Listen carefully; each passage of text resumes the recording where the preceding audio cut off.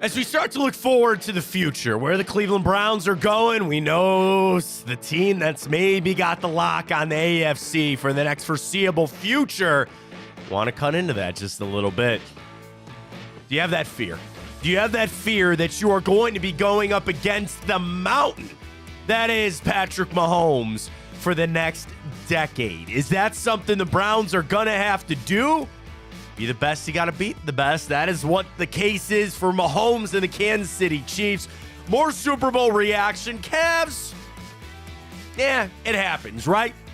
Sometimes don't take an opponent fully, but I did very much appreciate what Donovan Mitchell had to say last night. We'll hear from D. Mitch on that coming up. We got our bracket. We're going to need your help on this, folks. It is the best Seinfeld episode. A little bit out of the way for Ryan and I, so we tried to put it out. People, sat on the seating and the ones we put in or not. We got that coming up. We got Fat Tuesday, which not every Tuesday for us on that. That's fine. It's the morning update. We got time up. We got it all for you right here on Big Play. Welcome to the show, everybody. I am Matt Fontana. He is Ryan Tyler. Happy Fat Tuesday. Happy Fat Tuesday, Matt. Ryan, you're like, oh, the normal Tuesday. Yeah. You know how to say it, right? What? What does everybody go get today? Poochkis? Poonchkis. But Poonchkis? Close enough, yeah. Poon? That's what I say. Poonchkis. Oh, that's not what I know poon as. All right, stop. Listen, if you ban me from talking about Lisa Ann, I got to talk about something. I'm just talking about a cream-filled donut, Ryan. I don't know what you're talking about. Yeah, stop that. Stop that. It ain't a donut. Yeah, we know. Poonchki Day out there. I already have the order. I got to say. Did you see there were people in line at 3 a.m. this morning over there? Well, I don't think they're that good. What's the fascination? What? Like they're the They're like, oh, they're, ones, right? well, I like the cream-filled, to be honest with you. So stop it. You big cream pie guy? Yeah, they have the place I'm going. I don't want to say where I'm going because, like, was it Rudy's Bakery or Rudy's Strudel or whatever it is over there in Parma? There were people in line at 3 a.m. this morning to go get their poonchkis because they open at 5. The place I'm going to, I don't want to tell you because if you show up, you're going to get it, and then I'm going to run out, and then I'm going to have to go home empty-handed, and my wife will go, sorry, they were out. I don't know what to tell you. It's a big day. Big day. I will say, yes, they are no different than a jelly-filled donut, but the fact that it's Fat Tuesday, you got to get one. You have to have one. So when's Mardi Gras? Today. Is it not on Fat Tuesday? Oh, Fat Tuesday is like a synonym for Mardi Gras? I thought so. I'm not Mardi Gras educated. I do. Okay, I hate to say this to you. Actually, I don't really care. You could never pay me enough money to go to New Orleans. There's no world, and I've never been there. Isn't that the Super Bowl next year? It's where the Super Bowl is next year. Yeah. All right, fine. If the Browns go, I'll go to New Orleans. I'll make that sacrifice. I've had people that have gone to New Orleans, and they said, I don't know whose idea it was to build a city below sea level. It's a bad idea. So Mardi Gras today. Yeah. Yeah. So enjoy. I don't find the fascination with that, but it is Fat Tuesday. Everybody in line to get their poonchkis. We got our 2 for Tuesday. We'll get to that coming up as well. And again, we're going to need your help on this Seinfeld thing because we're doing the bracket this week of the greatest Seinfeld episode. I really don't want to get jumped, man. Okay, the problem is that there's more than 16. So I am not a Seinfeld expert. Ryan is not a Seinfeld expert. You know who is? Who? Chico. We'll call him. Where's Chico? He loves Seinfeld. What the hell? Get him in here. Can we call him? Can he do a video? Text him. Seriously. Yeah. Can he do a video in the hour too? I don't know. I could see. If he's available. Because, like, a lot of the brackets that we do, you and I have working knowledge. Mm-hmm. This is one I know maybe 5 episodes, right? Yeah, me as well. And I think they're the same 5 episodes. Shrinkage, Soup Nazi, The Bet. I wanted to put Man Hands in there. I guess that didn't get a lot of run. And I did force one in there because I think that's one of the funniest episodes is when Kramer goes for a test drive on a car, and he starts running all his errands, and then he gets the sales guy in the car to see how far they could go. That, and then the one where Newman has the scheme to go take the cans to Michigan to cash them in for money. But I don't like, so the other thing is the verbiage, right? Because if we said the Shrinkage episode, people referred that as the Hamptons episode. It's also funny that Kramer got busted for illegal crab fish or lobster fishing or whatever. Remember right. that? Yeah. So I've worked, like, we don't have a high level of working knowledge. So we're going to need the Seinfeld experts out there. And again, maybe Chico is it. Yeah, I think he is. Might have to text him. I know he's busy this morning, but like, we might need to have Chico in here. Yeah, we need some Seinfeld savant. Here's what I need. I just need Chico to look at our bracket and go, okay, I'd move this here. Yeah. I would put this one out. I think we got the 1 seeds pretty good. I think the 1 seeds, and I would say the culmination of the episodes are pretty good. Do you have it? Do you want to pull it up? I have it up. Yeah, Do you want to show it to everybody? Let's do it right now. If you're watching on Twitter, on Twitch, on YouTube, good morning. Happy to. I don't want to get yelled at, Matt. Here's the 16. So I'm glad. I don't want you to get yelled at either by anybody but me. So we have it up. Tell us what we need to fix. This is not set in stone. This is a working document as you look at it here, okay? So if there's one that you see that's just egregious, move it on out. The thing about me is I want to avoid, like, I wouldn't put Soup Nazi and the Hamptons in the same bracket. Right. Because they're so powerful, we need to separate them out here a little bit. But we're working with just that 16. I think it's a good field. I think it's solid. I mean, that's the work that we did this morning. So let us know if you saw that. Tweet it at us this morning like, dude, this one, you got to change this one. You got to move this one. We'll figure that out. We are open to moving the bracket around. So maybe we'll get Chico on an hour or two to fix that up. Because, again, I'm like you. I don't want to get and I want this to be a legitimate poll. Yeah. Unlike the underrated band one that we did. But that's another story for another day. I want this one to be as legit as possible. So we'll see how that goes. Well, speaking of legit as possible, that is the Kansas City Chiefs. They win it. They're already the favorites to go win it again next year. We discussed this a little bit yesterday about, the conundrum that the Browns are now entering a time where you expect to be uber successful and you have what seems to be the next version of Tom Brady and the New England Patriots. And there's not that the Patriots went every single year, but they went more often than not. And it's so hard for me to watch and look at the rest of the AFC and not, I guess concerned is the answer a little bit, Ryan, because it is going to be so hard. It is going to be so hard to even make it to a Super Bowl. If everything goes as a lot of teams expect it to go, dude, making the playoffs is going to be so hard. You're talking about Joe Burrow coming back. You still have Buffalo. You still have Miami. If they get Trevor Lawrence right down there in Jacksonville, Jim Harbaugh gets the Chargers right. I don't assume the Chiefs are going anywhere. Baltimore is still a juggernaut. We got to talk Justin Fields in Pittsburgh. Keep him the hell away from Pittsburgh, please. I told you, Matt, I've been speaking things into existence lately. You have. And I'm sorry that I did that. Well, I got another landing spot for Justin Fields because I got a mock. I love mock drafts, and we'll get to it because it's a 3-round mock. So I want to tell you some of the positions that the Browns take in Chad Ryder of NFL.com. I actually don't like Chad's mock for the Browns, but he's got a really important trade that has to do with the Cleveland Browns. We'll get to that coming up in a little bit later.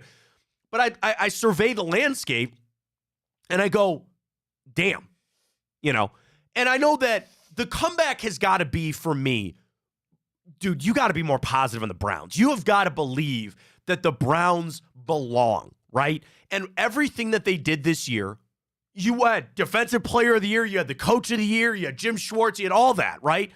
I need to start believing that the Browns are in the thick of that they are in the thick of this fight to even make the playoffs. And we are so far removed. And like anything, as the year starts, there's going to be favorites that fall.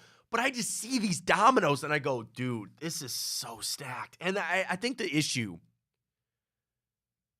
I don't see the Chiefs going anywhere. The scary thing about really every team in the AFC except the Kansas City Chiefs is this. They are powerful. And now they believe. And now they're buying into this dynasty talk. And they feel like they are invincible. Do you feel the same? It's a 2 for Tuesday here on Fat Tuesday. Enjoy your Punchkis. 2 questions, 2 answers, as always. Number 1, as a Browns fan, do you fear that the Kansas City Chiefs will have the lock on the AFC for the next 10 years? Or more, or whatever. Damn, 10. He's only 28. I know. He's only 28. And that's the essence of the question. It's just yes or no, because as much as everybody, when you see a star, right, it's hard for us to ever imagine somebody else doing it, right? When there was Jordan, nobody ever thought he'd get, okay, well, here comes LeBron. And as you watch LeBron play, okay, there'll be never another LeBron. There might be one day. Tom Brady. You said never in a million years will you ever see another version of Tom Brady. And then all of a sudden you get a guy that you go, oh, God, okay, wait a minute here. And there's a case that could be made that the parallels of their career to this point, what Patrick Mahomes has done has been more impressive, right? Can I do 5 years? Because then Andy Reid will be 70. He's coming back, he says. You can do whatever you want. You're on the polls. Like I'm saying in 5 years, he'll be 70. Well, and I think 5 years kind of syncs up with the Browns' run here, right? Like the Browns, you feel like this is their run for the 5 years. And the thing about the Chiefs that I'm really concerned about is I don't think it matters who they bring in or who they lose. You know, they had to turn that roster over. They got rid of Tyreek Hill. The thing is that it's Patrick Mahomes.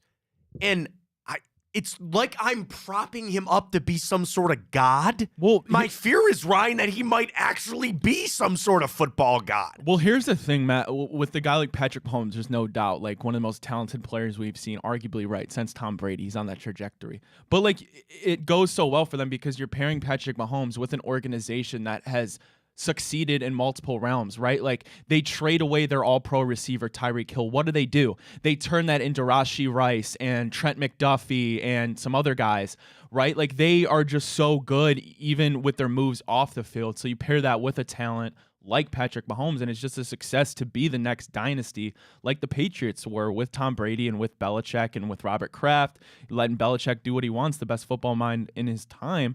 So it's a combination of the two that make, that's kind of the equation for a dynasty. And the thing is, you mentioned Belichick versus Andy Reid, where Andy Reid's a little further down the road on this, right? Like when Belichick started there, he was still in his 50s. You know, Andy Reid, he's coming back this year, which is great. But I think I think I'm prisoner of the moment here watching that game, and I go, I don't think there's anything Patrick Mahomes can't do. Like, just playing the rope-a-dope for this season, going, we'll just kind of suck a little bit or relatively suck, and then just come in the playoffs and no one will beat us. No one will beat us, which is crazy because I wanted to get this a little bit later. Now it's as good as time as any. I have ESPN. They went around to all their NFL Nation reporters, and shout out to Jake Trotter. He's the best. He covers the Browns.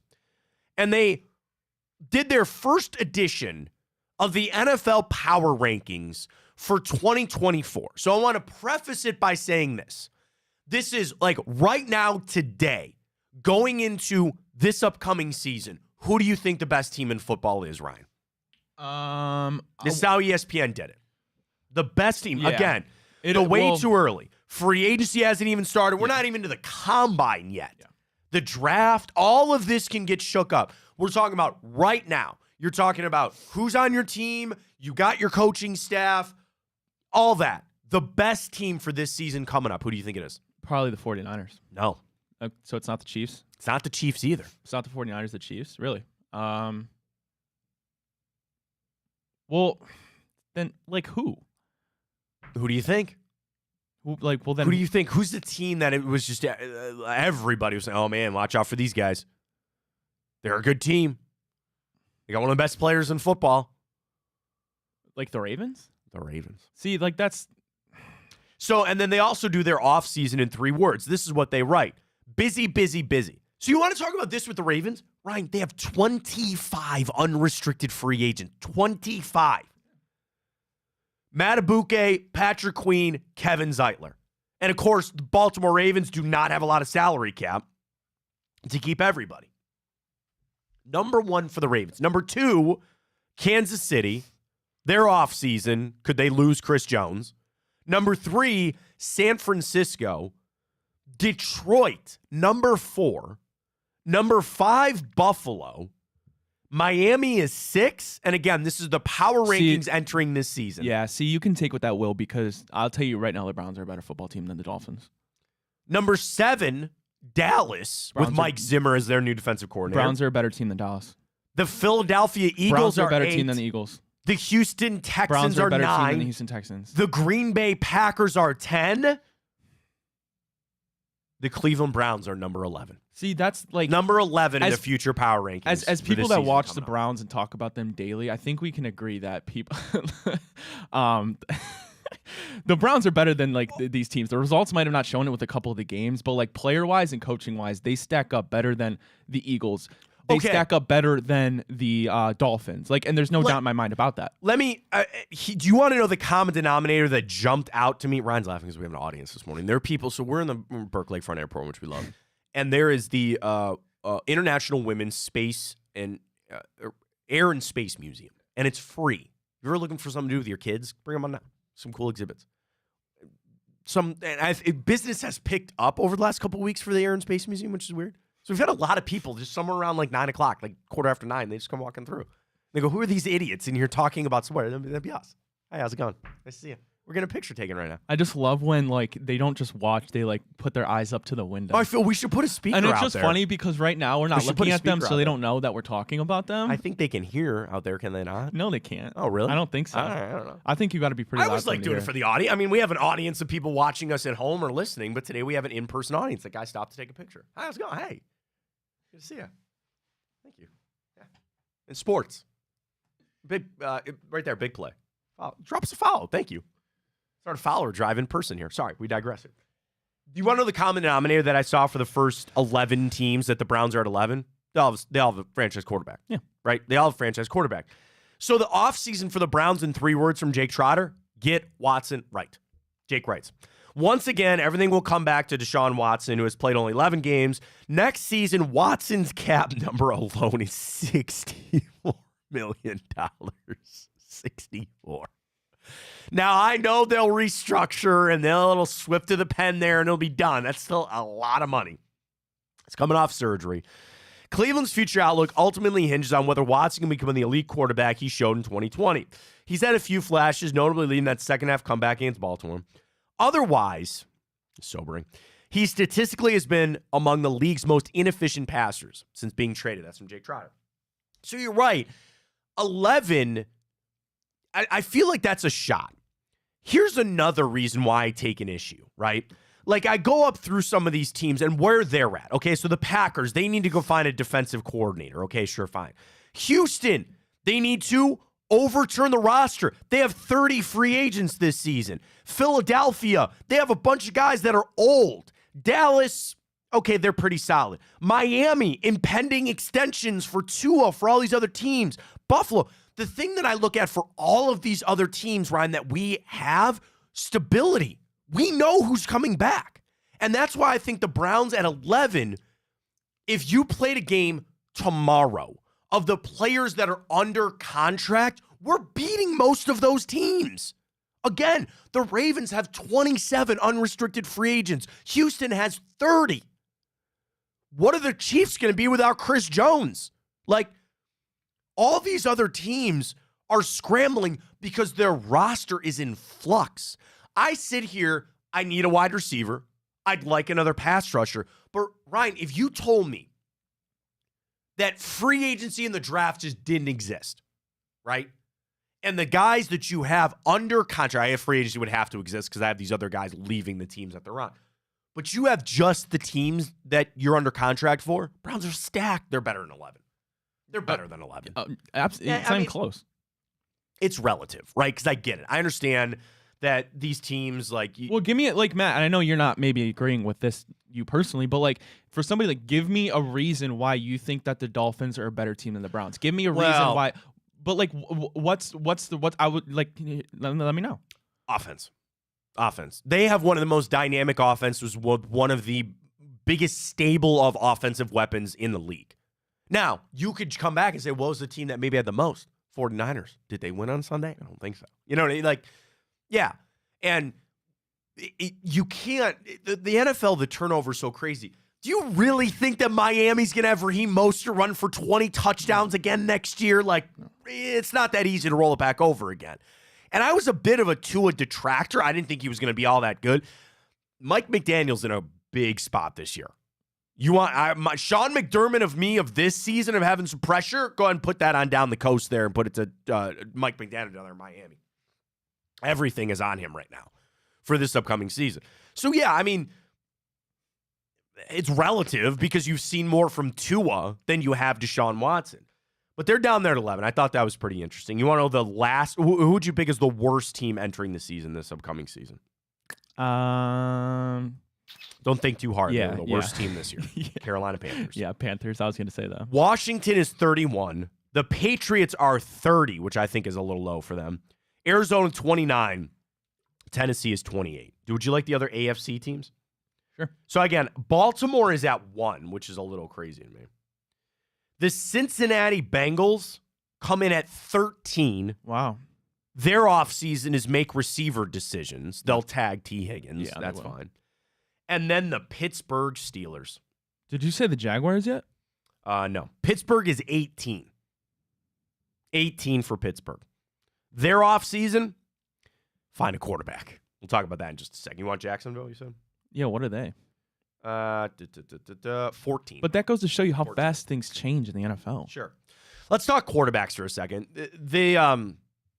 So they released Mitch Trubisky yesterday, and I trust me, it sucks because Mitch is from here. No. As a third string? No. Why not? No, doesn't fit. What do you? How does it not fit? I know he runs a little As bit. a third string though, who else are you going to get at third string? I don't know, somebody cheaper. He's a veteran. What is He's a Mitch going to command? He's a veteran, so yeah, there's a minimum you have to pay him to put him on the practice squad. Which is what? I don't know. Ryan, okay, here's my comeback, and I'm not getting angry about this because if Mitch Trubisky came here as the third string, like that's take your Cleveland out of it. Oh, I don't care that he's from Cleveland. You're a liar. What do I care? Why? Have you seen Mitch Trubisky play? Yeah, he went to the Pro Bowl one year. Stop that. Like 8 years ago. If you took the Cleveland out of it, people would be screaming, "That's good. We're good on Mitch Trubisky." They'll find somebody else. They'll find an undrafted guy. Don't worry about it. He'd be one of the best third string quarterbacks in the league. And I know you look at how this season played out and you go, we really need 3. I love Mitch. I know he's from here. It's not like I'd be freaking out if they sign him. You're right. A minimum deal for a third string. I would just say no. If you really took the Cleveland out, people want him to come back here because he's from Menor. That's it. That's why. We're good. I could care less that he's from Menor. The Justin Fields talk is hot and heavy because the shift has now been that the Bears are going to take Caleb Williams at first overall, and they're going to move on from Justin Fields. Mistake. I agree. I think Justin Fields is good, and that's where the interest of the Cleveland Browns comes in. Keep him away from Pittsburgh. Dude, I can't tell you the fear that I have that he is going to go to Pittsburgh and be successful.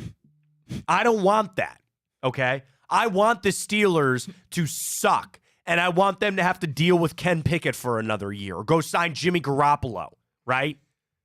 I don't want them finding a quarterback. No. So I want them to stay away from Justin Fields. Now, I go over to NFL.com, and Chad Ryder, who does a 3-round mock draft, which I appreciate very much. We'll get to some Browns picks in this.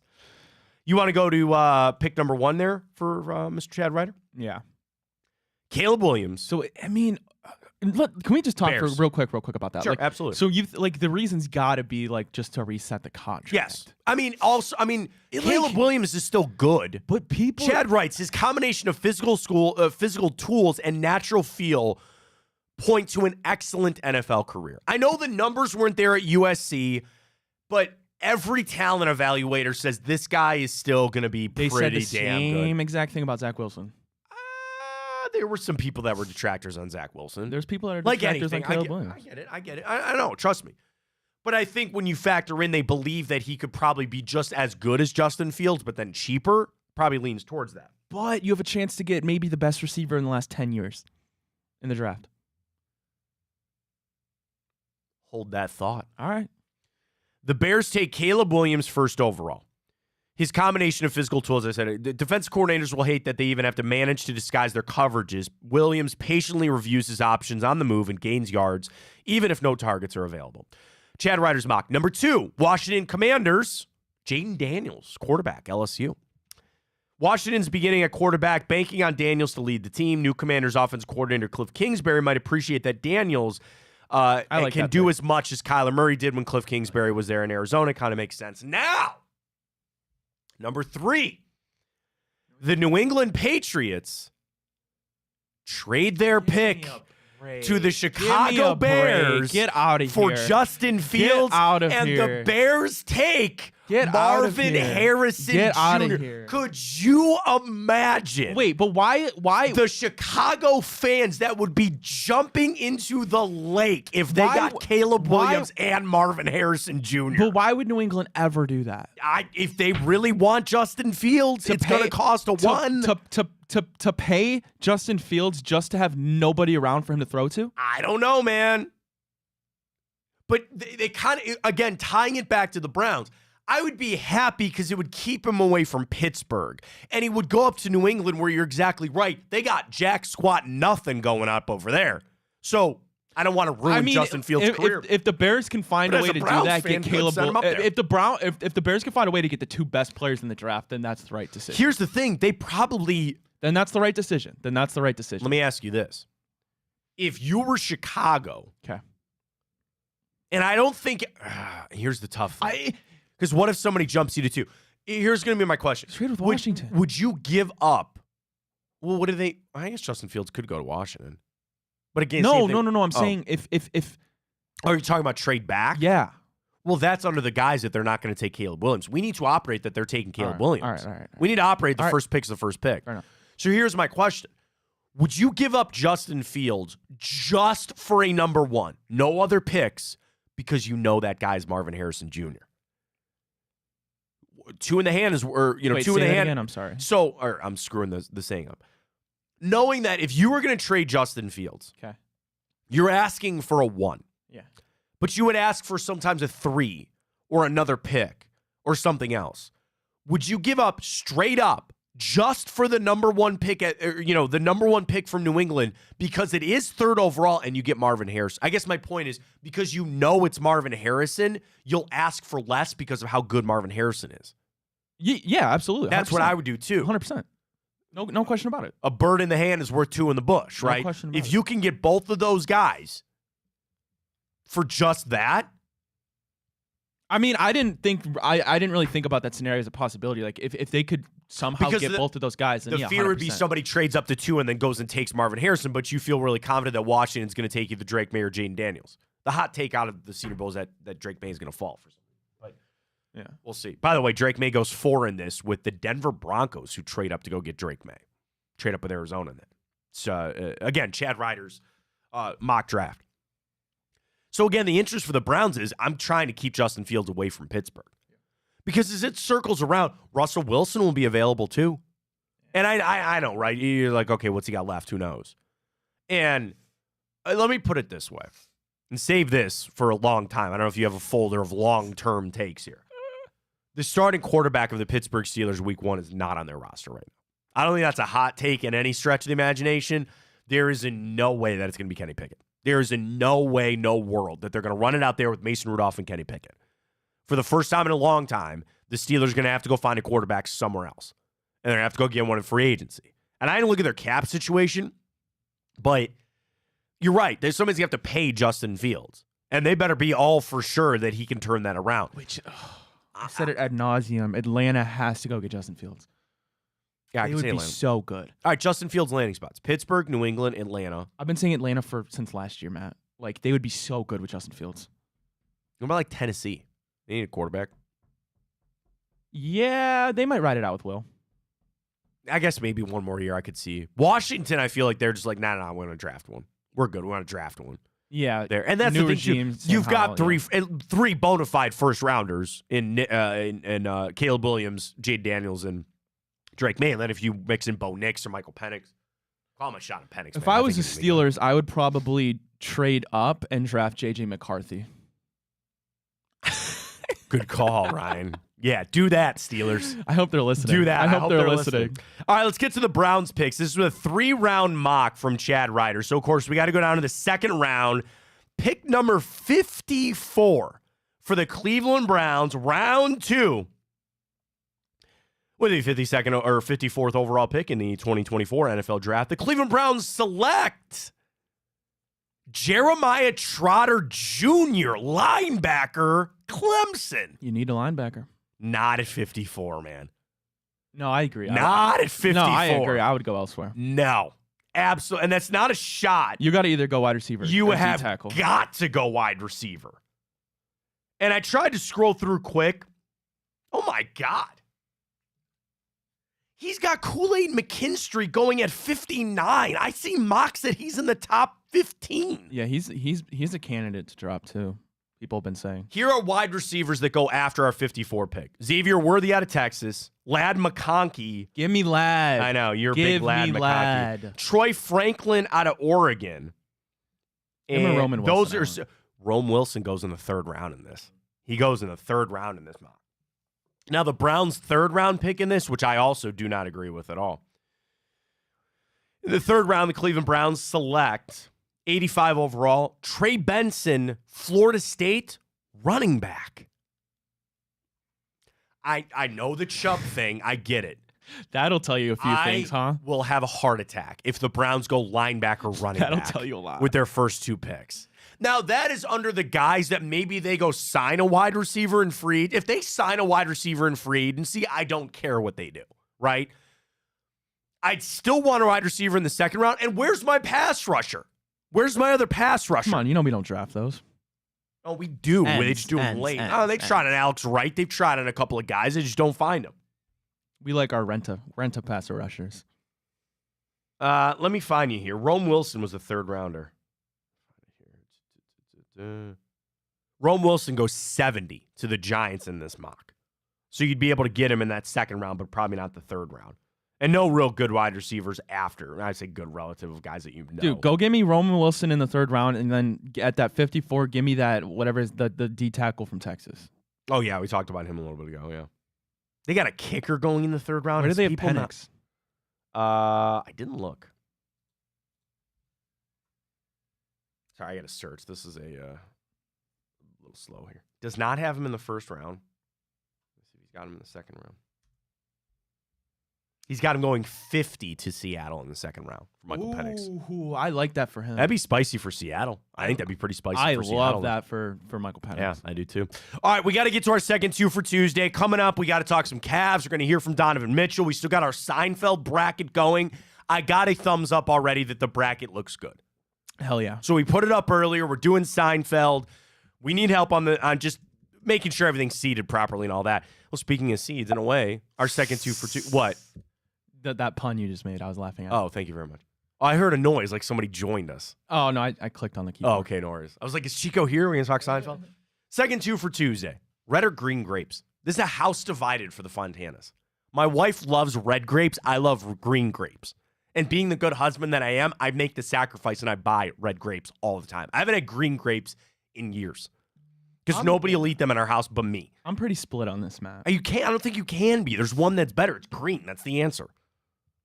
Red grapes are not, grapes are good in general. That's fine. Green grapes are superior to red grapes. They just are. I think it Much depends on a couple factors. Well, and I don't want to get into you're talking about wine and stuff like that. Because I prefer white wine to red wine. Oh, I do. Are you a too. big wine guy? No, but white. I can't drink red. White's the only wine I drink. Yeah. But one of the best snacks ever. I don't know if you ever do this, Matt. Do you freeze your grapes and eat them? No, I know people They're really, that do. really good. Yeah, They're I know really good. people that do. I just pop them right out of the bag. They're delicious, but no, not necessarily. But green grapes are my answer there. So vote on that at Matt Fontana. I think Show. I would lean green. Cast your vote. Cast your vote. All right, green. Let's go. The Cavs are teasing a major announcement. I got this from 19 News this morning. 19 News will have live coverage of a major announcement by the Cavaliers. Here's what we know now. Should I read it? Yeah, please. All right, it's loading. The Cavs went on record about their major announcement Sunday with a commercial in the Super Bowl. I don't remember that. 19 News is going to stream it live. When does this happen? When does this happen? I'm clicking on Cavs/broadcast. There's an announcement at 12 p.m. right after, obviously we get done at 11. What could they tease, though? Why would they tease it? I really have no idea. Important broadcast announcement. Are they going to have something about their TV rights? When you hear broadcast announcement, Yeah. We know Bally's, because I don't know if you got that in the morning update, that got approved by the judge. So the Guardian's going to be on Bally's this year for this upcoming season. I know. We love Bally's. We're a part of it. It's a tough situation for everybody. It's tough for Major League Baseball. It's tough for the Guardians. It's tough for Bally's. It's not their fault. I get it. Well, it's not some of their fault. Oh, Green's killing it right now. Good. It should. Important broadcast announcement for the Cavs coming up. We'll get to that a little bit later. We got to hear from Donovan Mitchell as well. Folks, Tipico. I hate doing it in a loss. But we cashed our parlay last night. Max Strus making us sweat it the hell out. He had to get back-to-back rebounds last night. What does DJ Khaled say, Matt? Do you remember? No? Another one. I love it. We're hot. We're good on Tipico. Folks, we're going to do another boost tonight. You want to do a little Blue Jackets boost tonight? They're in action. Why not? You're going to have to carry me. I know. I'll carry us on that one. But, folks, get signed up with Tipico. All I know is Boone Jenner's a dude? Yeah, he was in the All-Star game. That's an all-star name, Boone Jenner. Boone Jenner. He's a good guy. Great hockey player. We'll do our boost on Tipico coming up. Get signed up with that code Fontana 100. I know some people did win over the weekend with some of our bonus bets over the big game as well. And again, the boosts are what we love. We do these. We were talking about that last week. Somebody accused us of being, these are just created by the sports book to win. No, these are created by Ryan and me. And to be honest with you, I think we're on a pretty good hit rate right now. At least 60%. I know. We want to win. I place my bets just like everybody else. We want to win. You just reminded me. What? I bet last night, Matt. No, not on the Cavs. I bet. Thank God I didn't. I did bet. But so originally I put $50, but then I cashed it out to put. I only bet 10 on this. I bet Giannis 40 points. Okay? It was like plus 650. Dude had 26 at halftime. Blew out the Nuggets, so he only dropped 36. Yeah, that's why It's finicky, man. It's finicky. Like again, we were dead and buried on Max Strus getting 4 rebounds yesterday until 2 minutes to go in the game, and he grabbed 2 more. He hustled. I know he did. It's like he knew. Max, we appreciate you on this show, man. But for people who hate on Max, like that's why he gets he's a hustle guy. I got some takes on Max Strus. We'll get to that coming up. But anyway, we hit on it Tipico last night. We'll do a Blue Jackets boost tonight. Sign up using the code Fontana 100. We know the NFL season is behind us. We got basketball. We got hockey. Baseball be here before it. Pitchers and catchers are bored. We're going. I can't wait to bet home runs. Dude, I love betting the over-under in baseball. I don't know why. There's something about the over-under in baseball that just gets me going. I love it. Tipico is the place that we bet. Use that code Fontana100. Deposit and bet $25 on whatever you want. You've used up all your credits on all the other ones, right? You're out. You're done. You're down. Tipico. Deposit bet $25 on whatever you want. With code Fontana100, you get $100 in bonus bets. Get that bankroll back up for the summer as we get geared up for NBA playoffs. Can you wait to start betting some NBA playoffs, dude? I love it. We love Tipico. Check them out here in the break. See the QR code. Cavs, hear from Donovan Mitchell. Talk a little Max Strus as well. Stay with us. Fontana Show right here on Big Play.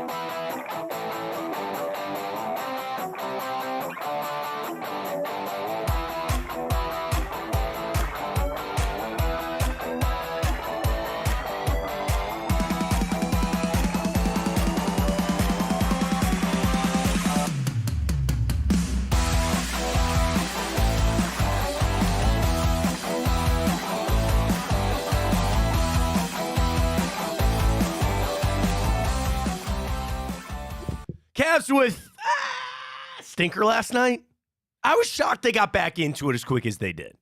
And they gave a good fight. Philadelphia, even without Embiid, I still thought they were a little bit of a dangerous team. Talk about the Cavs. One thing I love to hear from Donovan Mitchell. Welcome back. Fontana Show right here on Big Play. Follow us. We're up on Twitter. We got to purge, Ryan, because we lost. I guess Twitter did finally a porn bot cleanup here. I saw a tweet about it. I hope so, and then man. I lost some followers. Our show lost some followers. I lost some too. Dude, I got to tell you, when I click on my notifications, I will say today it's been a lot better. Because in the past, it was just the same AI bot created likes. People were liking tweets that I sent in 2015. Yeah. That's creepy, man. So follow us at Matt Fontana Show, not if you're a porn bot. We're up on Twitter. We're up on YouTube at Matt Fontana Show. We're up on Twitch. That's our new venture there. Co-streaming right there as well. And, of course, Instagram, which is always a lot of fun, at Matt Fontana Show. So the Cavs fall last night to the 76ers, 123-121. And I felt like the majority of that game was the 76ers. They'd get out to a 5-7. I think they got up to a 9-point lead at some point. But it was actually a fun basketball game. It was a lot of back and forth. And then the Cavs somehow miraculously had a look at it. Because with about 4 to go, you're like, okay, wait a minute, maybe we're done here. And the Cavs didn't give up. Now, I start with that. I love that mindset. That in the grand scheme of it, I know I hyped that game yesterday saying I wanted to bury the 76ers and I wanted them just to be gone or whatever. Fine. Okay, my bad. But the Cavs could have just been like, dude, all right, we've won 8 in a row. 16 out of our last 17. We had an off night. That's all right. And they didn't have that. They had the mindset of we're still going to try to win this game, and they had to look at it. Now, that being said, Donovan Mitchell with some pretty strong words about the game last night. Here's the sound, courtesy of our friends at Bally Sports. Donovan Mitchell post-game talking about what he saw from the Wine and Gold last night. I don't mean to say this in a harsh way, but we kind of deserve to lose this game just based off of how we started. We came out as if, one day we're going to lay down and let us just continue to do what we do. But I think also, we just didn't, put forth, especially defensively. Offensively, we got what we wanted. But, we didn't come out the right way. And, basketball guys don't reward you, for that. So, we will learn from it. We've been playing great basketball. This is nothing to, overreact to and get upset at. But I think the biggest thing is just coming out with the right mentality. We hadn't done that in months. You know what I mean? So, it's okay to have a blip on the radar, but for us, it's continuing to sustain that. A little Not recent. getting, bored with success, and I think we did that to start. Second half, we came out ready to go, and then they got hot. They got guys that can get going, and when we're always going to give ourselves a shot, we were right there, but ultimately, that's what happens. I love that from Donovan because he mentioned kind of what I was fearful of. That the Cavs still feel like even when we have a bad start, we'll still get a look at it, right? Because you could say all right, we came out with a bad start, but we still had to look at the end. If Donovan's shot goes into tie, or if Garland hits that 3, we win. You can't have that. You've got to have the mindset that Donovan Mitchell has. If we're not going to show up and give effort, we're going to lose. We're going to lose. Now, the problem is, like you said, they've been doing that for a month. I'm not saying they haven't been showing up with effort for a month, but they've just been on this hot streak where they need a little kick to understand, okay, not how you want to go. All-star game this weekend. You got a little time to stew on it. It's something that you needed. But I appreciated Donovan saying that to be like, I know we still had a look at winning that game. Can't fall back on that. You cannot fall back on that. I like him. I'm not overly concerned. They need a game like this sometimes to reset a little bit. And you give credit there for the 76ers. They came out. They had 3 guys score 20 or more points. Oubre didn't do anything. All of a sudden did everything. Buddy Hield seems to be a good move. And you realize, dude, if we're not going to play our brand of basketball, we're going to lose games like that. Yeah, thankfully, the Knicks lost on that. I don't know if you saw that really bad call there at the end. Yeah, the refs. On Jalen Brunson. But they lost. But, I mean, and I'll be the first to admit this, Matt. And I know, back a few months ago, kind of when the Cavs season was just starting, I was not a big Dean Wade fan. I really wasn't. And he's been really playing well on the defensive side of the ball. And, we saw him out, and George Niang kind of picked up some minutes there. But, I mean, really, I think you could clearly see kind of an impact that Dean Wade being out had. I mean, one of the most important positions is a guy who can guard the wing, right? That 3-and-D player. And Dean Wade's numbers and stats on defense are pretty much up there with a lot of the best wing defenders in the NBA. Yeah, and the thing is, you're going to start putting more on some other guys like Max Strus. The things Max does, the effort, the diving for basketballs, the texts. Okay, I know that people are upset on that. I like a little passion and stuff. Are you worried about his shot? A little bit. Are you worried about Max Strus's shot right now? A little bit. Something seems off. Okay, and I had a conversation with somebody not too long ago about Max, and I'll just kind of sum it up with this. Is that with all of these changes and stuff, there's going to have to be some changes to the players, right? So I want to go back. This is just the month of February for Max Strus, okay? In 7 games. And I want to preface this whole conversation by saying I'm happy he's here. I think it's a good contract, and I love what he brings to this team. But the three-point shooting is what I wanted him to do. Now, in the month of February, he is shooting 38% from beyond the arc. Not horrible. Very attainable. Very fine. The thing is, Ryan, you take out the game against Sacramento, which he was 6 out of 10 from behind the arc. And I'm going to pull my calculator because I'm bad at math here. Me and you both. I could probably do this on the fly. Watch this. 11, 15, 16, 21, 27 attempts. 4, 6, 8. Okay. 32%, 31. 29%. You take out that 6 for 10 game that he had against Sacramento. He's only 29% from behind the arc this month. The thing is with a guy like Max, though, I mean, like when you have a shot, you're going to get it back. Well, and that's what I'm saying. I want him to keep shooting. The only thing about a shooter is if they're in a funk, all you can do is keep shooting to get your way out of it. And the thing is, I think he can turn it around quick. I do. So that's an element. That's a little bit of a spark that you could have later on. And again, I'm not saying I love Max Strus here. I'm happy he's here. The 3-point shot. I think he's one of the guys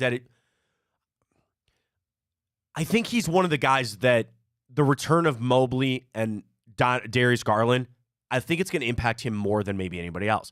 And you're going to scream at me and go, they don't even play the same position. I know. Watch the minutes. Watch some of the stretches of basketball that Max Strus is not out there.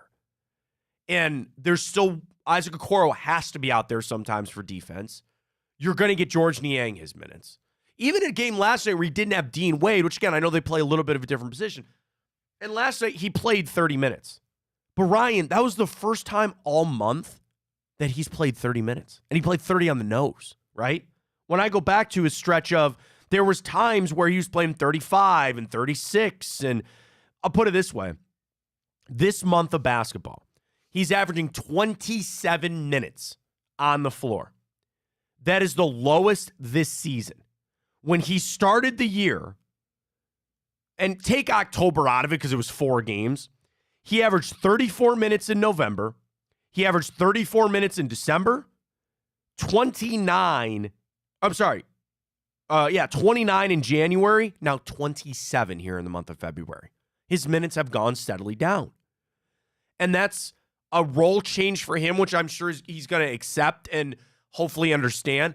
But that's kind of one of the byproducts of getting these guys back. There's only so many minutes. There's only so many touches. There's only so many shots. And I think we all got wrapped up in saying, okay, Mobley's going to come back. That means less minutes for Jared Allen. Or that's not necessarily. It could be a guy like Max Strus, where you see some of these different lineups that JB wants to run. What was the one they were talking about last night?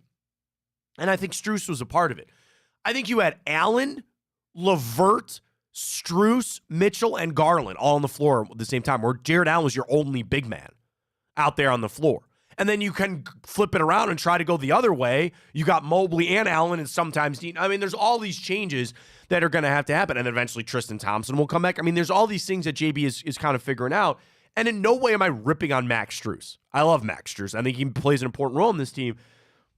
It's just, I think the shot has gone away a little bit and his minutes are going down. Yeah, look, I'm not worried, right? Like, the regular season absolutely matters now that you don't have LeBron. We talked about this a lot, right? That 2 seed is going to be really important if we can hold on to that. But the reason we got a guy like Max Strus is because of our ending in the playoffs last year. If Max Strus comes back, has a good, strong end of the season, and shows up in the playoffs, then everything is obviously right in the world. I'm not really going to be concerned. Like, I'd be concerned if like we saw this guy Max Strus come out, he wasn't playing defense, he wasn't meshing well with the lineups. But the lineups that the Cavs are playing the best plus minus, and Max Strus is a part of a lot of those lineups. And something like a shot, who a guy we know can make, really, that's why we signed him. He's going to get it back, right? That's something that kind of just comes in grooves, unless you're like a generational shooter like Steph Curry. So I'm not necessarily worried in the slightest with Max. It'd be nice to see it kind of get more consistent throughout the season, but really, as long as he shows up during the end of the season and into that playoffs where we're going to need him, everything's all right. Let's head over to ESPN. They did the NBA races to watch the most, or the most important battles. So a lot of their stuff is focused out west, because that is a little more wide open. For the East, of course, they bring up the race for the number 2, where the Cavs have taken charge. Let's read through it here. The Celtics have the best record in the NBA and sit comfortably, 5 games entering last night, at top of the Eastern Conference. But whichever team finishes behind them with the number 2 seed could pose the biggest challenge for Boston come playoff time. Currently, that spot belongs to the Cavs. Winners of, again, going into last night, 9 in a row, 17 out of their last 18, and arguably the hottest team in the league. Cleveland is still searching for their first playoff win without LeBron since 1993. They have a defense that ranks second, and Donovan Mitchell is playing even better than he did last season, and the Cavs have a makeup of a real contender in the East. But now we look to the other teams. This is from Jamal Collier, by the way, from ESPN. At the start of the season, the Milwaukee Bucks were considered in the same tier as Boston, yet things have not gone so smoothly in the first year of Giannis and Dame Lillard. The Bucks replaced their first-year head coach, Adrian Griffin, with Doc Rivers, who has started just 2-5 since taking over that job. It's not the playoffs. That's weird. After the trade deadline, the Knicks garnered the most league-wide praise for a strong deadline of savvy moves. They built themselves up for a deep playoff run behind Jalen Brunson, who made his first All-Star team, and his ascension has changed the trajectory of the franchise. Claiming the number 2 seed in the East has its share of advantages. A favorable first-round matchup against what potentially could be a weak play-in field, and home court advantage to at least the Eastern Conference Finals, and biggest, avoiding an early matchup with the Boston Celtics. That is a write-up from Jamal Collier. So the important, like what Jamal's talking about there is right. The seeding of 2 to stay away from Boston, at least early. Ryan, how many playoffs have we started that in 2 weeks or 3 weeks, when we finally get to the conference finals, teams are completely different? Go back to the last time the Cavs faced the Celtics in the Eastern, not the last time, but I go back to 2014-15, right? You lost all your guys. Kelly Olynyk dislocating Kevin Love's shoulder. Jackass. Yeah, jackass. You jackass.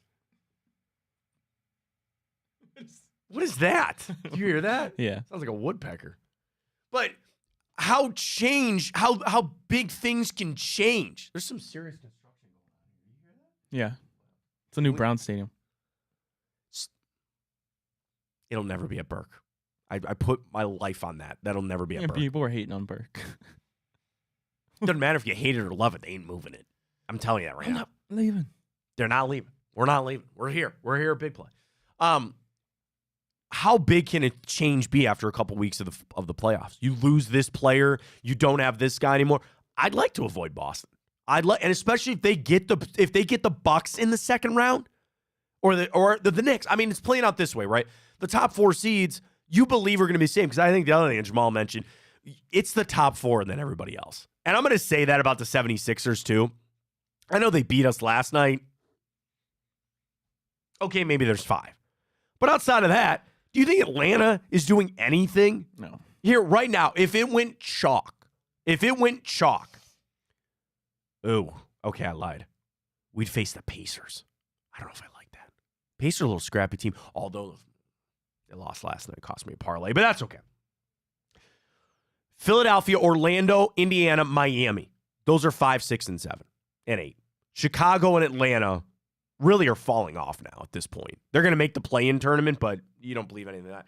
So it's going to probably play out that in that second round, you are going to be talking about, Boston versus either Milwaukee or the Knicks, and we get the other team. And I'd like it to be the Knicks. Am I weird for that? I'd much rather have the Knicks than the Bucks for us in the second round. I'd rather have the Knicks just because, Bucks I don't know. Are like scuff. Like, here's the thing: if they keep scuffling, and if Doc Rivers really is not going to get this thing turned around, I would like to avoid Giannis. Obviously, that's exactly my point. I mean, they could be playing horrible. I wouldn't mind a matchup with the Knicks because obviously they're going to be playing pissed off. So I mean, we got a 1-game gap back to Milwaukee. We have a 3-game gap back to the Knicks at 4. How's that, man? We're going to be entering the All-Star break with a gap as the 2 seed. Great time to be with the Cavs. Great time to be with the Cavs. All right, let's do this. Let's catch our break. When we come back, morning update. We got everything. Guardians report. We got TV news with them. A lot more to get to in hour 2. We do have this major announcement talking about the Cavs. Broadcast announcement. I wonder what it's going to be. A major announcement. It'll be on Channel 19. Are the games going to be on Channel 19? I don't know. And I just sent you a DM that I want to play in hour 2. Adam Schefter talking Caleb Williams, Justin Fields. Perfect timing for us. He was on Get Up this morning. So we'll play that coming up in hour 2. Last night, great night. We had it all for you, folks. Had Booby. I tuned in for Booby and Rafa for a little bit on Booby's World. You had Come Get Some with Blake and Greg Williams. You had the Big Play Cleveland show with a personal friend of mine, Jensen Lewis, as he gets ready to go out to Phoenix for spring training. Jensen is the best. That dude knows ball. Doesn't he? He's a lot of fun, man. And I know he's everywhere. So he does, with Al on the pregame here, but he's not serious. He's all over the place. He could probably throw me 900 feet. He's so big. He's a big dude now. I don't know if he's quite that way when he was playing, but he's a big dude now. He's pretty jacked. So Jensen was on last night, the Big Play Cleveland show. I saw Bobby Carpenter. They had Josh Perry, former Ohio State linebacker, filling in there for Schlegs on the Bobby Carpenter show. But tonight, we got Josh and Maria Cribbs and Enter the Jungle with James Rapine. Of course, a new show on Bally's for us as well. We got you covered here on Big Play, folks. Follow us on Twitter at Big Play. We're on Twitter in the same spot. We're up on YouTube as well. All across all the platforms, we got it for you with Big Play. Let's get to the morning update, and I want you to play this Adam Schefter sound. I don't even want you to listen to it. Can you pull? Let me ask you this. Can you pull that clip up without listening to it? Yeah. Because I want your honest reaction to it. Okay. Of when they play it. All right, we'll do that coming up in hour 2. Morning update comes your way next. Stay with us.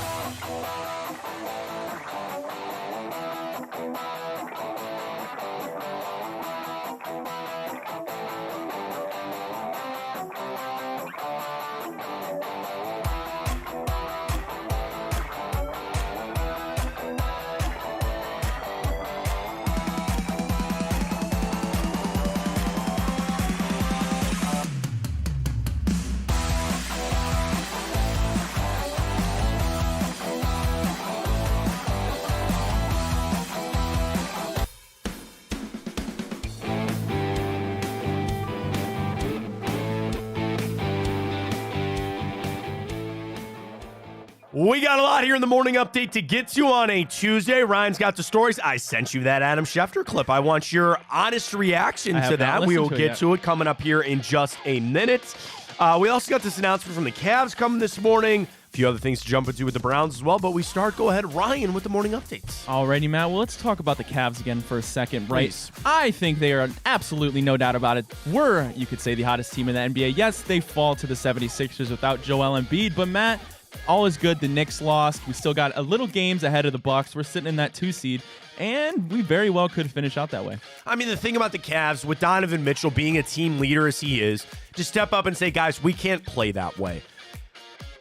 Who is the leader of the Cavaliers? Who is the leader of the Cavaliers? Donovan. Good. Good. I want it to be that way. It should normally be one of your best players. And I think Donovan, even at just 28 years old, does he not seem like light years older than some of these other guys? Yeah. And that's not, again, he's 28. But, like, Tristan Thompson plays that role. Like, George Niang has been around for a little bit, even Max Strus. Like, we forget Evan Mobley's 22. What's Jared Allen? Is he 26? He's really, I think 26. I think you're right on the number. He's 25 years old. Wow. So at 28, you're asking Donovan Mitchell to step up and be that guy. So I appreciate him when he comes out. He says, guys, that's bullcrap. We're not going to play this way. This is not how it gets done. Coaches can take you so far. JB can say so much. You need a guy like Donovan Mitchell to step up. So I appreciate him because I think you want to know which is kind of just near right in my head. You ready for this? Better in airplane noise. Near. With Donovan Mitchell's future, which I know is a very complicated discussion to be had in this town. But who holds the keys to that decision?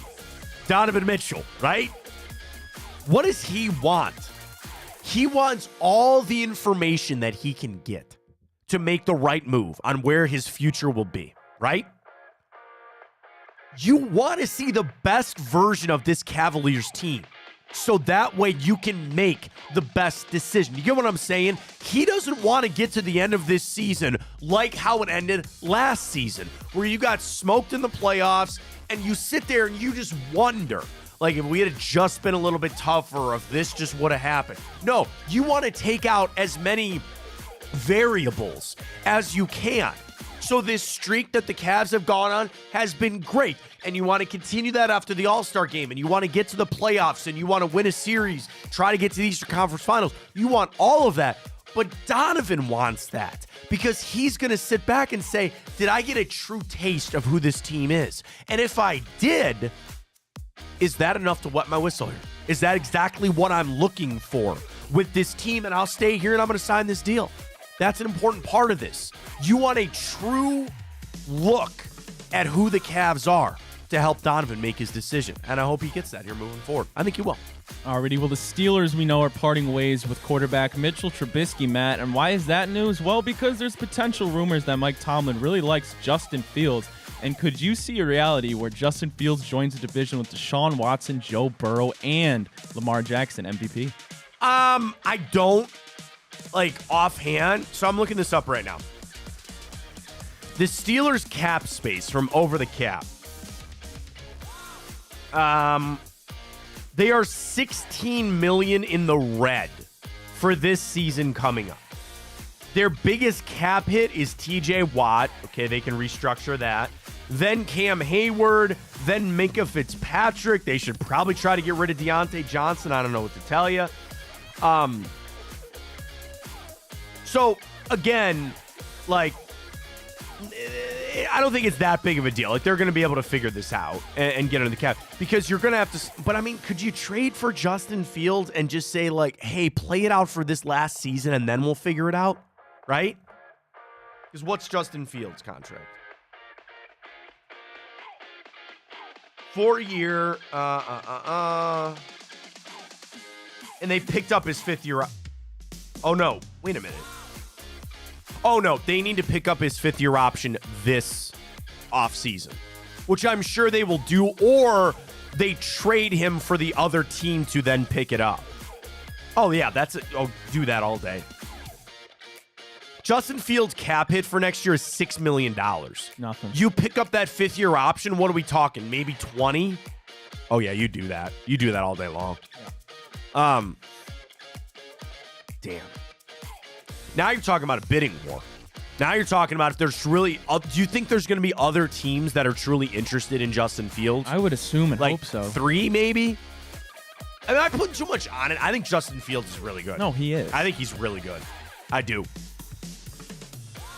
It makes a lot of sense. We'll play that clip. I want you to hear what Adam Schefter had to say coming up a little bit on Get Up about the situation with Justin Fields and Caleb Williams. And again, you're right. This impacts the Browns. He comes to this division and they figure it out with Pittsburgh. I don't want that to happen. No, please no. Alrighty, Matt. Well, to nobody's surprise, the Taylor Swift effect, of course. This Super Bowl averaged 123.4 million viewers. That's the most ever. That shattered last year's mark of 115.1 million, Matt. That's a 7% increase. I mean, I think the NFL is growing anyway. Here's the interesting thing. Like, how they do all these metrics, right?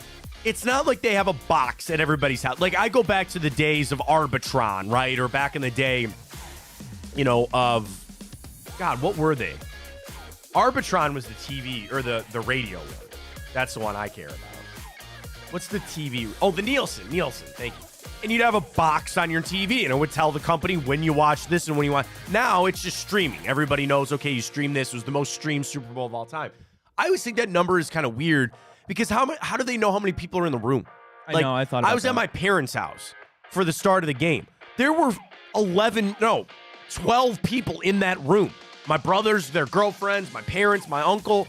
How do they count all that? There's no way they can know that. I mean, it's great. Numbers are going up. They're going to charge you even more money. And of course Taylor Swift is having an impact on this. Of course, jersey sales and all that. And the NFL loves it. And the thing is it better or worse that they lost, or that the Kansas City Chiefs won? Because I thought it'd be better if they lost, because then all the Swifties would be back next year and going, all right, we got to go win another Super Bowl, or they're more invested. A lot of people are talking about if it's scripted in the NFL. It's not. I can almost guarantee you it's not. But I thought it would have been better. That's an interesting question. Would it have been better for the Taylor Swift effect to the NFL if the Chiefs would have won or lost? I think it would have been better if it would have lost. I think you're right. She's made her career about breakups and heartache. It would have been better. She would have wrote a song about them losing the game. But on the flip side, what do you get? Them videos of them making out in the club, and she'll be on the parade route and all that other kind of stuff. It's a fairy tale ending at this point. And I think for the Swiftie fans, they're in as long as she and Travis are together. So I guess it all works out. Well, we talked about the waste management yesterday, Matt, and the debacle that turned into. It's debauchery is what it is. That's it's a very terrible. good word. It's awful. Well, Chance Cosby, the executive director of the Thunderbirds, the civic organization that hosts the Phoenix Open Waste Management, said, "I think you will see a complete operational change of how we manage. We're very proud of what we built. I think we've been tournament of the year for the PGA the last 5-7 years." You can go change your operations. It ain't going to change the jackasses that come in there. That's what you need to change. And the PGA Tour has got to get involved here to set a decorum, right? And I sound like such a stick in the mud, and I don't mean to be that way, right? But when you see guys walking around in wedding dresses, when there's a whole row of guys dressed as Canadian Mounted Police in the front row, you see me laughing because I think it's hilarious. I do. Is that hurting anybody? No. And I find it funny. But where are you going to, my whole point is, where are you going to draw the line? What I don't want to see is a bunch of jackasses falling down a muddy hill because they're hammered. I don't want to see people fighting as they're walking down the cart path. I don't want to have to see guys in the, yelling at the gallery like Zach Johnson and Billy Horschel. So are you going to say, hey, knock that crap off, but you can show up as Farva from Super Troopers and stand in the front row and cheer? Like, I don't think you can have it both ways here. So they can change their operational status on it. What are they going to do? Start limiting alcohol? Guys will sneak it in. They were sneaking it in last year. I know they were. How could they not be? Limit the consumption? Sure. Okay. You want your operational, I'll fix the waste management Phoenix Open. I'll fix it for tickets, right? You, me, my dad, bring my father-in-law, my wife can come, we'll take the kids on vacation. We'll go out there. It's all right. We'll go. I'll fix it for you. I want a suite, a 12-person suite. That's all I ask. You put the most amount of cops and security ever that people cannot take 2 steps without seeing some sort of enforcement. And the rules are, if you act up, you're going to jail. It's not that you get thrown out and you don't get to come back in. It's if we see you inebriated, you're getting popped for public intox. We see you get into a fight, you're going to jail for the weekend, by the way, for assault. That is it. So again, I see somebody walking around in Canadian Mounted Police uniforms. That's funny. That's fine. I see people walking around in a wedding dress. Okay, sure, fine. That's funny. There's a line you cannot cross. And they do that and they fix it. And maybe that's what he's talking about, where you just at that point have to operate like you're on a college campus. And how do you keep that? With a massive amount of security and police. And them standing there, where again, I'm talking about you cannot walk 10 feet without running into yet another, and put them in uniform. Don't give them some, swishy jacket, swishy wind jacket that says security on the back of it. Don't hire some 75-year-old guy to do it. I'm talking about police and security that if you take a step and you're out of line, you're out of there. You're out of there. That's what they need to do to get that back in line. Again, the fun stuff that doesn't cross the line, keep that. It's the drunk idiots that they need to limit. And the yelling. That too. But we'll fix the Waste Management Phoenix Open for another day. All right, you want to end the morning update with the Shefty video? Yes. So we were talking a lot about Justin Fields earlier, and it's tied in with the Cleveland Browns where we don't want him to go to Pittsburgh. So Ryan and I have gone back and forth on what Chicago's going to do with Caleb Williams. What are they going to do with Justin Fields? We did Chad Ryder's mock draft earlier today. Chad had the projection that he had the New England Patriots trading their 3rd overall pick to get Justin Fields, and then the Bears can draft Caleb Williams at 1 and Marvin Harrison Jr. at 3. That would be, dude, I'm not a Bears fan, but holy God. Like, that would be one of the best drafts. Like, you talk about C.J. Stroud, Will Anderson type stuff. I mean, that is a haul. Now, that being all said, it's funny that this video literally popped up this morning from Get Up, courtesy of ESPN. Here's Shefty talking about a scenario that you and I didn't even bring up when it comes to Caleb Williams and Justin Fields. Adam Schefter, Get Up, courtesy of ESPN.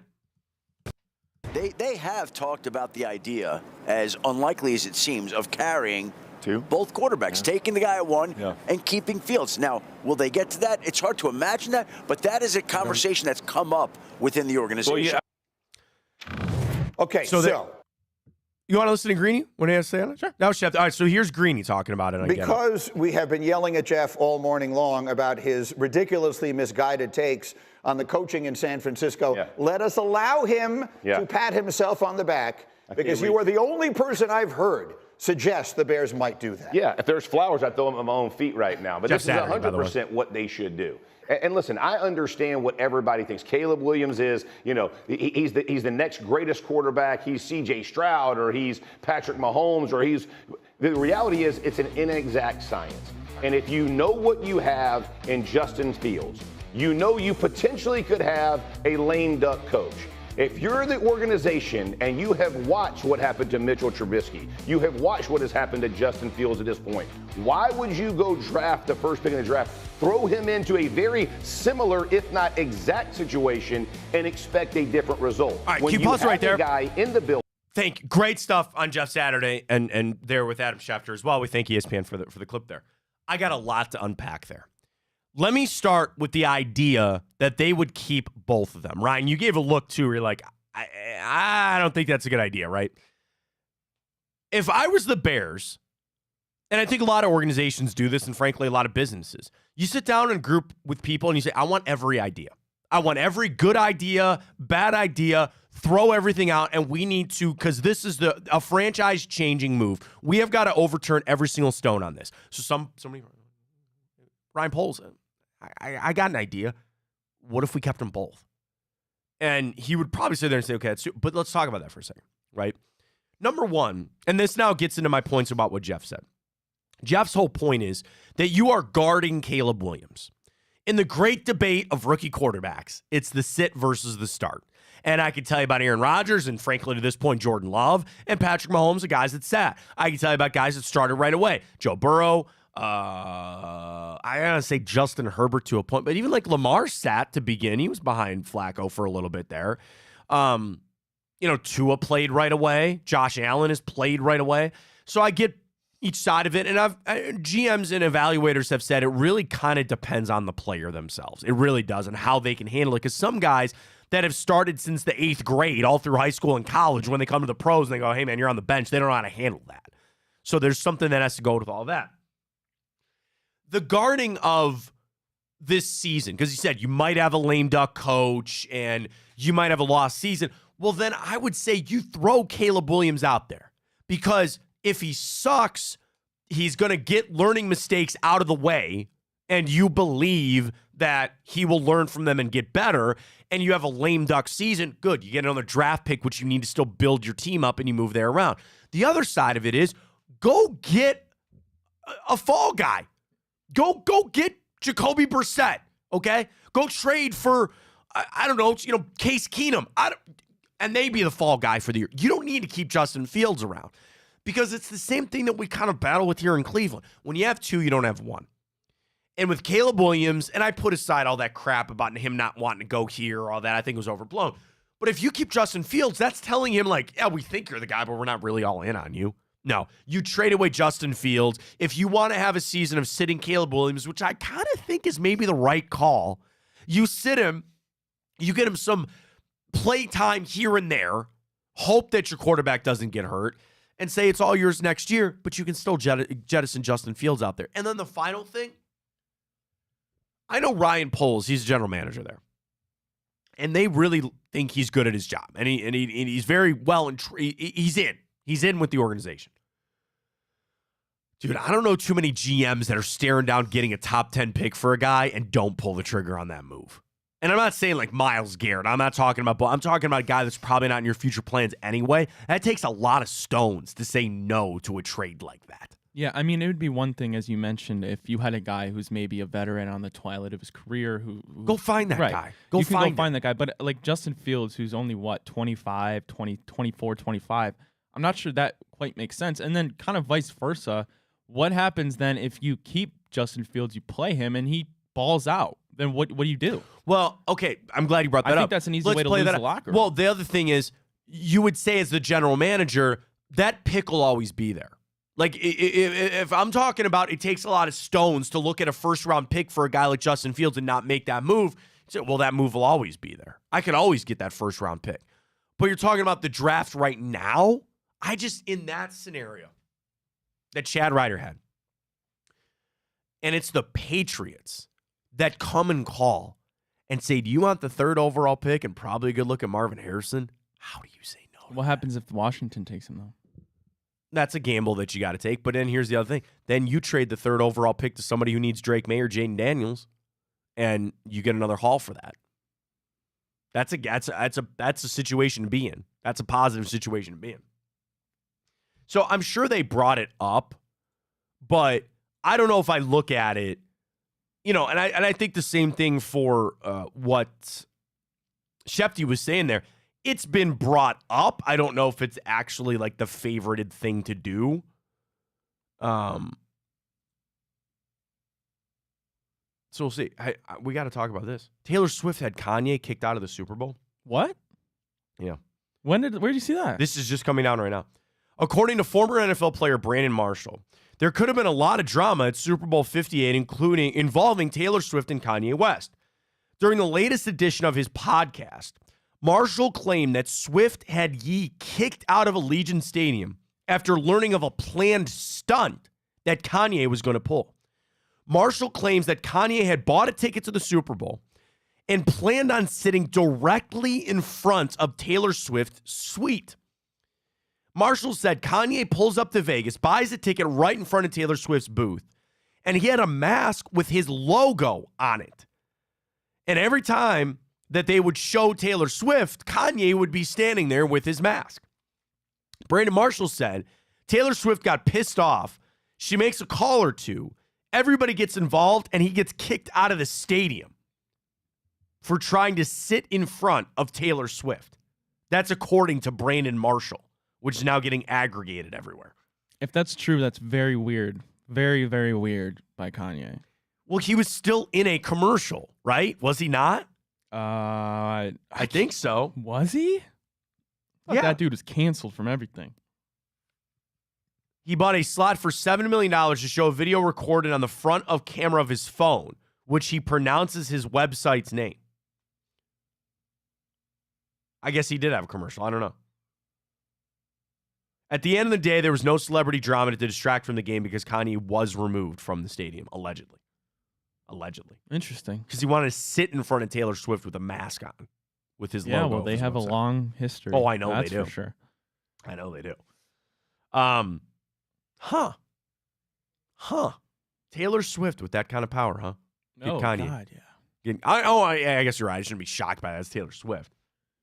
But how could Kanye sit there with a mask on? It's the NFL. You think you're going to let somebody walk in with a mask on? Yeah, I don't know. That's kind of weird. Yeah, we'll see if that's true. That's kind of weird. That's just what Brandon Marshall said on his podcast this morning. So now it's getting aggregated everywhere. I clicked on it. I was like, yeah, Taylor Swift and Kanye thrown out of the Super Bowl. That'll do clicks. I'm sure his podcast will do well, just like our podcast does well. We don't really have a podcast. We have a show that gets podcasted all that kind of stuff. But is Kanye still a thing? Yeah, he just dropped an album. I mean, I know, but it's like all I ever see. Okay, I don't. I'm out of the. I don't really listen to a lot of rap music anymore. Like I'm back in the day. Like whatever, fine. Bro, all I ever see of Kanye is his wife scantily clad in places that she shouldn't be showing her breasts. Yeah. Am I missing that? No, I think.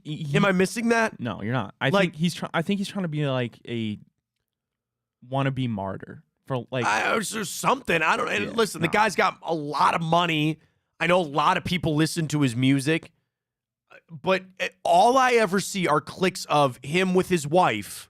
And she sometimes is doing or wearing things that she's not supposed to in places that she probably shouldn't. Yeah. You know what I mean? Well, remember they got like banned from like I think it was in Italy, like the gondolas, because she was performing a lewd act. Well, there was something that one of his albums has that on it or something like. I don't know. I'm shocked that Kanye is kind of still a thing, to be honest with you.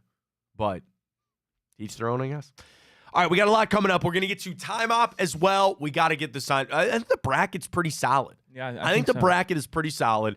So we'll get to that coming up. And I do want to talk about this because apparently the Cavs are going to have a major announcement coming up at noon today.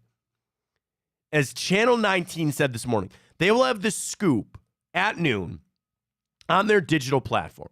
The Cavs first went on record about a major announcement on Sunday with a commercial in the Super Bowl. Now, that was not broadcast to the nation. It's that it was on CBS. Channel 19, who was the CBS affiliate here, they have local spots. Like I think I saw a Universal Window or Northeast Factory direct commercial, right? That's just for our area. Now, they paid a lot of good money for that. Yeah, I saw Giannino's one, too. Oh, did you see I love Giannino's, man. They got some good pie, man. There's the Giannino's right around the corner for me in West Park. They're so good pie. They're amazing. They got good wings, too. Yeah, they got really good everything. wings. Can I tell you about where my Giannino's is at? So there's a little strip mall kind of thing, Warren Village right there. And it's one of my favorite spots in the world, okay? Can I start at one end of Warren Village? You have Kintaro, sushi and hot pot. They have sushi and Japanese. Or I'm sorry, not sushi and Japanese. They have Chinese and Japanese cuisine there. So they got hibachi to go. Very well-priced sushi, and I can still get orange chicken and sesame chicken. That's one. Then you go over to K&K Portage Meats, a true butcher shop that has some damn good pizza of their own right. They make cakes, and they got some good steaks in there. Next to that, used to be a Subway. Now it's a Original Steaks and Hoagies spot, which is great.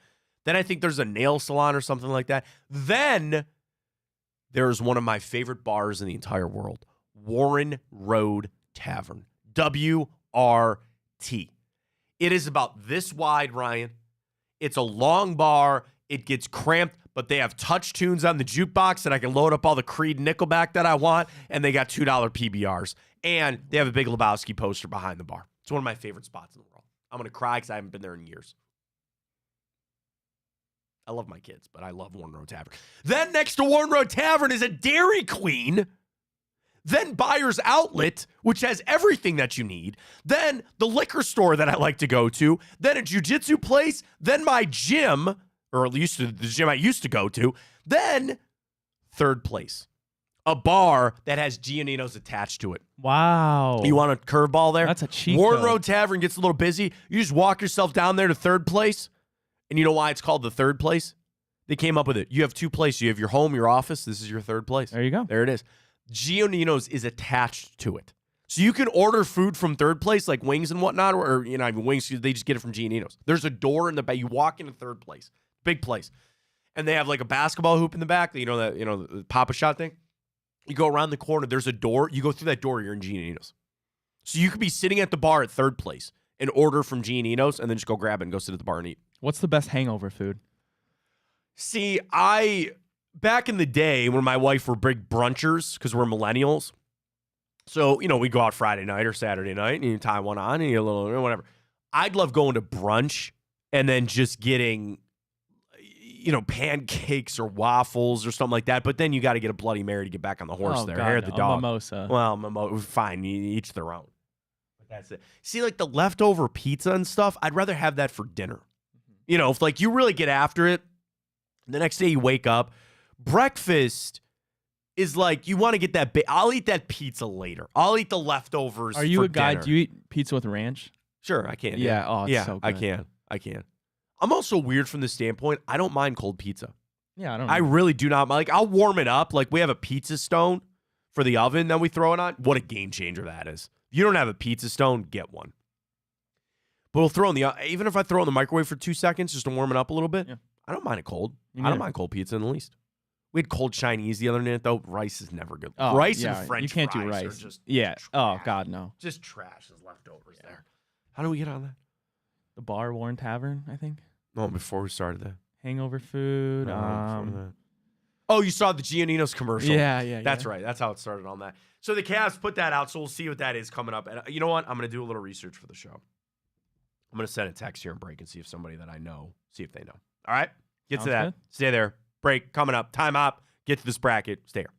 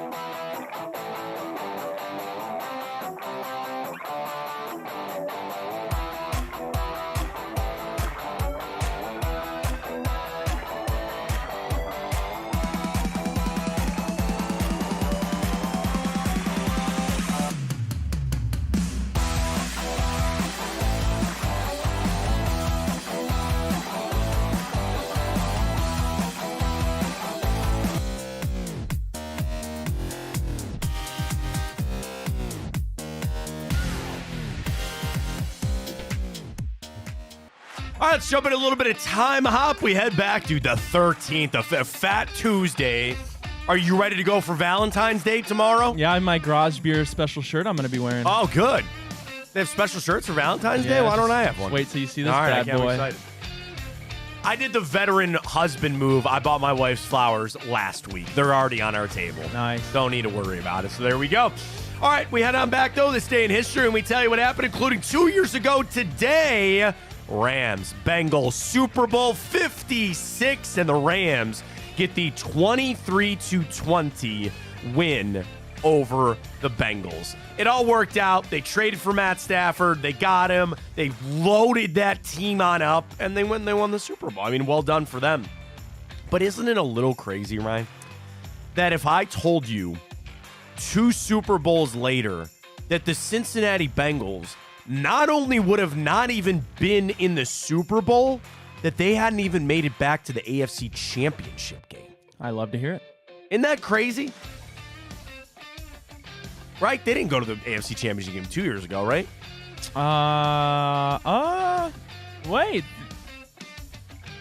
Wait, yeah. Didn't they beat the Bills? Didn't Kansas City, or no, did they? No, they, Wait. That'd be the 2022 AFC Championship. No, they did, because that one dude on the Bengals had a really bad penalty that lost it for them to the Chiefs, because they beat the Bills in the divisional round. So they did play the Chiefs in the championship. No, I'm looking at January 30th, 2022. So the year after they went to the Super Bowl, they made the AFC Championship game. And then are you sure it wasn't a 17-10 game against Baltimore? Or was that this year? That was the wild card round. Oh, wait a minute. That's when Tyler Huntley played. I gotta look this up. Stand by. AFC Championship game. It was Bengals Chiefs. You're right. Yeah, you're right. 23-20. You're right. I'm sorry. So they didn't. They made it. Okay, so fine. But the fact that they haven't been back to the Super Bowl and then missed the playoffs this year because Burrow was hurt was pretty impressive. All right, we go back to Super Bowl 56. Rams get it 23-20. Odell Beckham started out the scoring with a touchdown pass. Cooper Kupp then had one. This was a 13-3 game early in the second quarter before T. Higgins had 2 touchdowns. I forgot about that 75-yarder from her. Yeah, Bengals were leading with a couple minutes left. That's right, and then Cooper Kupp, 1-yard touchdown with 1:25 to play, and they get the win there. Yeah, I mean, obviously the Rams went all in and worked out. This day, 2017, Charlie Casserly put out a mock draft, and he had the Browns giving up draft picks to go trade for Jimmy Garoppolo, a guy that has always just like circled the Cleveland Browns. He's always I think it's a good thing that didn't happen. Probably. Like, there were so many people that just wanted him here. They thought he fit the Browns. It just never really worked. This guy was here. This day, 2017, a report that the Browns' big offseason priority was re-signing Terrell Pryor. Had 1,000 yards under Hugh Jackson and the crew, and they really wanted him to come back, and of course he didn't, and really didn't play with anybody after that.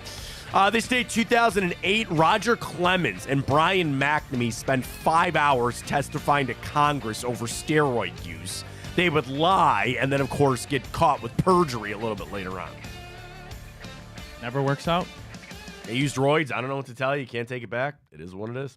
This day, 1980, the 23rd Winter Olympics opened in Lake Placid. Of course, that was most notable for the Miracle on Ice, which we will get to coming up in a little bit in timeout. This day, 1923, the New York Renaissance were founded. They were the first ever all-black professional basketball team.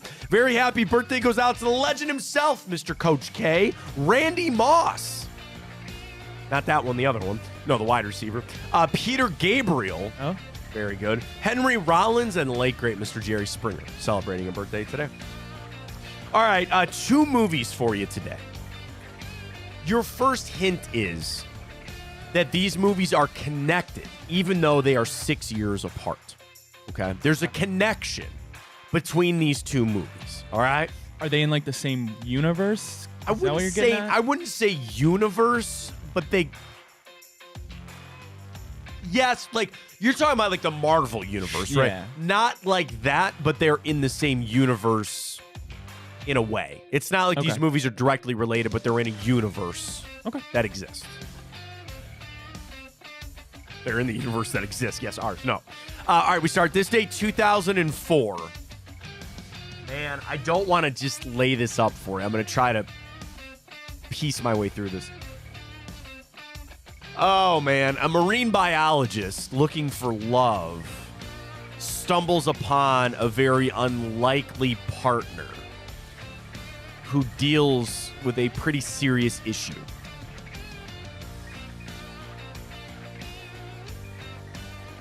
This isn't animated, right? It's 2004, a marine biologist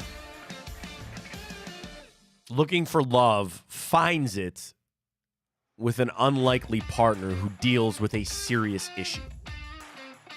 Like their partner's like sick or something? I wouldn't say sick. She deals with something. She deals with something. She's dealing with something. It's the whole premise of the movie is what she deals with, and this guy chasing after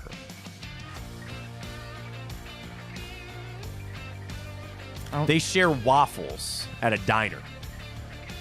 One of their first encounters is him sitting down and enjoying waffles with her at a diner. Is it Ashton Kutcher? No. No. I don't know if I know it. Oh my God! Here's the other thing. It's we'll get to that hint. That hint's coming up. Okay. The two stars of this movie are frequent collaborators, and so much so they're also in the other movie that I'm going to get to coming up here in a minute.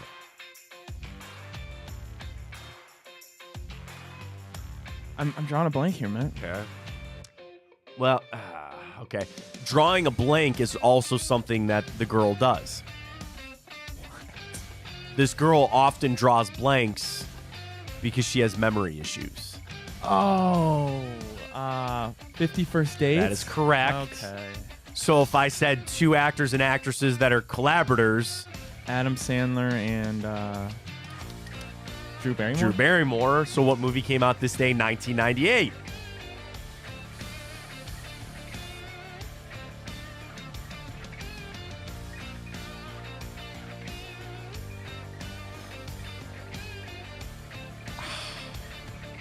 Nothing? No. The Wedding Singer. Oh, I've never seen it. You never seen it? The Wedding Singer is better than 50 First Dates. Okay. It is I've much seen better. 50 First Dates. Wedding Singer is hilarious. It is really good. So again, ironically, and I'm sure Adam Sandler set it up that way, The Wedding Singer and 50 First Dates, both coming out this day in history, 2004 and 1998. All right, we'll get to our bracket coming up here in a second. Cavs announcement coming up at noon. It's going to be a good one. Okay, I've done some digging. Oh, you know it? Yes, I found some digging. Yes, I found It's a good one? It's going to be. Let me put it this way. It's going to be good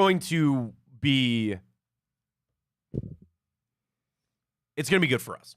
It's going to be good. I don't want to say any more because we're going to leave it like that. So I'm excited for the Cavs to make this announcement coming up at noon. So again, it'll be on CBS or Channel 19 is going to have the exclusive video of that. They'll announce that at noon. It's going to be good. So I'm excited for that for the Cavs and the wine and gold. All right, 2 for Tuesday. First up, our question was asked, do you have a fear? As a Browns fan, are you worried that Kansas City will have the lock on the AFC for the next 5+ years? No. Leading in that 68-32.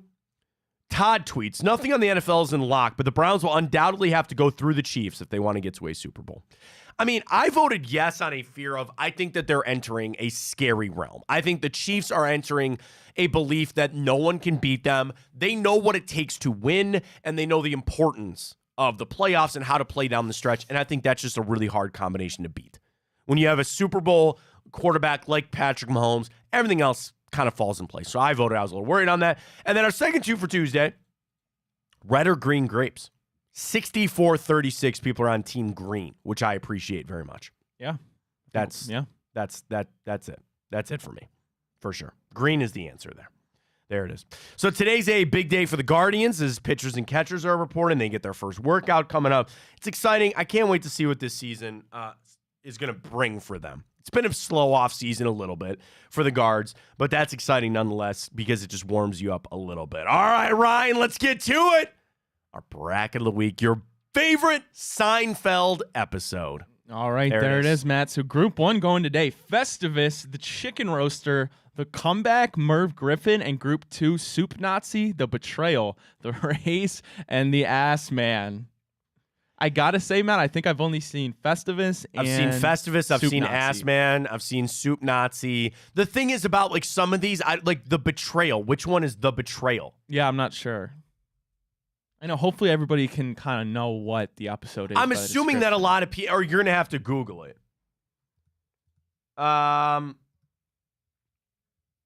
It begins with a backwards narrative, starting from the final scene to the first. This is the one about this. Okay, so people voted for the reverse episode of going to India for the wedding. That's this one. Did we put the other one? We didn't put that in twice, did we? Well, I don't think so, no. The India wedding? No, I don't think we put that in because that is this episode. Okay. Elaine receives an invitation to Sue Ellen Mishke's wedding in India. Given the late arrival of the invitation, Elaine assumes it's an uninvitation and that Sue Ellen does not want her to come. So it's the back way through that. Okay. So that is the Betrayal. Ass Man is a great one because he gets the vanity plates. What were the other two? What was the other one in that group? It was Soup Nazi, the Betrayal. Okay, that one's great. Ass Man. Yeah, that's a great one too. Yeah, Soup Nazi. Okay, number one seeds. Do you feel like the number one seeds are going to roll here? It's tough to say because I don't really know Seinfeld all that well. I think this could flip on its head, right? There's a lot that could change based on I got into it with some people about my musical taste earlier, but I think Seinfeld is the same way. And I've gotten the hot takes from people that are straight up like, "Oh yeah, I don't like Seinfeld. It's overrated." And I think when it's a show that big, can you really say it's overrated? You might not like it. Right, it's the same thing. Office, Parks and Rec. I mean, that's a whole nother debate for another day too. But when the show is that big, it's like Dave Matthews, man. I don't like Dave Matthews, man. I don't think they're overrated. He's got his own channel on Sirius. He's obviously powerful enough to do that. Seinfeld and Friends are two of probably the richest TV shows in history for the money that they have made in reruns and syndication. I'll die on the hill that Friends is overrated, though. See, that's what I'm saying. You can't call it overrated. I just did. You might say you don't like it. But with the power that it has, it can't be overrated. Yeah. It's too big. Yeah. It is way too big. My wife loves Friends. So I've not seen all of Friends, but I've it's always on in the background, especially when you're home with babies, like early, in maternity leave and stuff. She'd have that on a lot. So through osmosis, I would watch a lot of Friends. Not like I sat down and watched it, but I know what happens. Yeah, we'll get it. Did you see Juan Thornhill's tweet yesterday? No. So do you know the theory that we were talking about with the colors of the Super Bowl logo? And yeah. So Juan tweeted, he goes, "I see some orange in that thing, so maybe we got a chance." Why do these logos suck so bad? You don't like them? No. I mean, I know Ken tweeted about this as well. Like going back to the old school logos. Let's go. Why do they keep doing the Roman numerals? Why can't we just call this Super Bowl 59? The next one coming up is 59. L-I-X. Licks. L is 50. X is 10. The Roman numeral ahead of it is -1. So that's why we are at Super Bowl 59. We're just at 58. Why do they got to do that? I kind of like it. I don't like it. I don't. I think it's kind of stupid. But they're so into that history. They're so built on that. I guess there's no point. They can't go back. They can't go back at all. And it's even as big as the NFL is to put out crappy logos. It's something we do here in this town. I'm trying to dance around this Cavs thing, man, because I don't want to. I don't want to spoil it. I don't, because it's. Can we get a hint?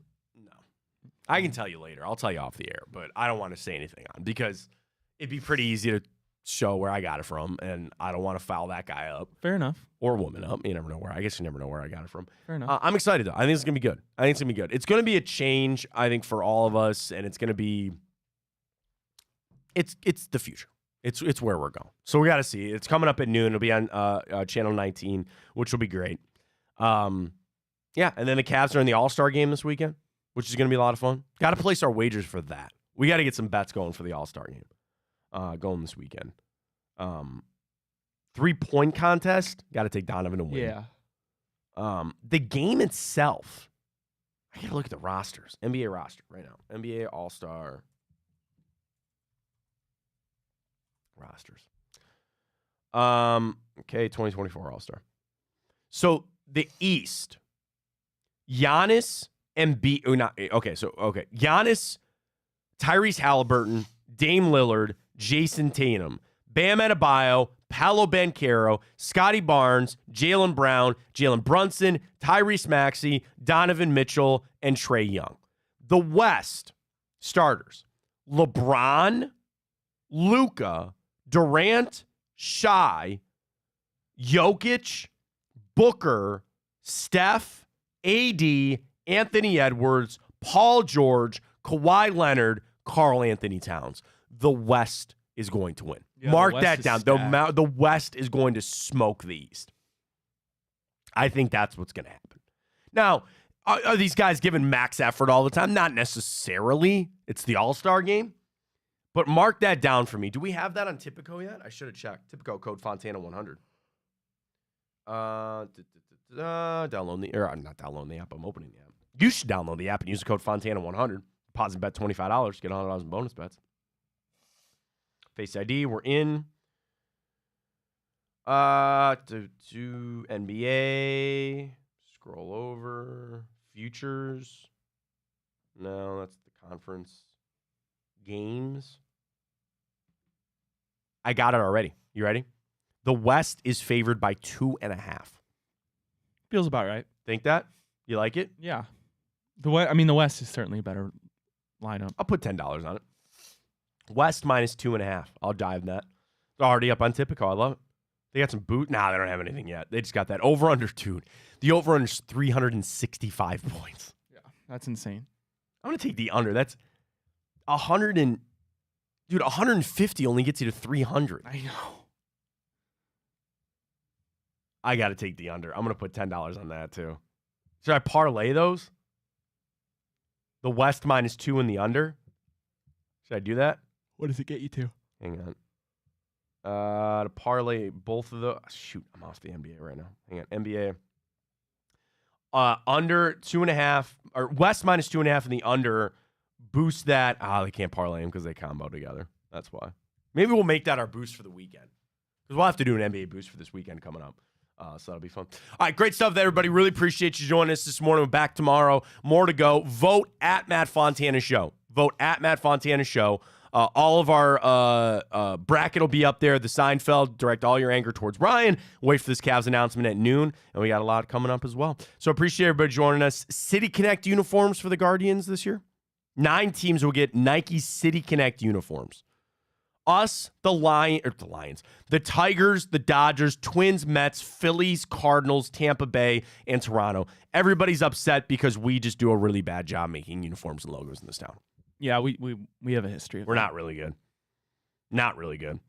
But that's where it is, so congratulations on it. Good stuff. We'll join everybody tomorrow, same time. Big play. Don't forget, coming up tonight, we've got Enter the Jungle, James Rapine, all Bengals talk tonight. Catch that show on Bally's. Special edition of The Return tonight with Josh and Maria Cribbs. And I feel like I'm forgetting something. That's it, right, for tonight? Yeah, no. Because we had Booby last night. Yeah. You had Bobby Carpenter, joined by Josh Perry, former Ohio State linebacker. They were up on Monday. Come get some with Blake and Greg. And you had Jensen Lewis on the Big Play Cleveland show last night. So that's where we're lined up. And we're back tomorrow, 9 to 11, same time, right here on Big Play. Again, drop us a follow on Twitter, at Matt Fontana Show. We're up on YouTube. We're up on Twitch. We're up on Instagram. We're at all the places that you need us. Appreciate the support. And we'll talk to you on a Wednesday edition. For Ryan Tyler, I am Matt Fontana. As always, take it easy.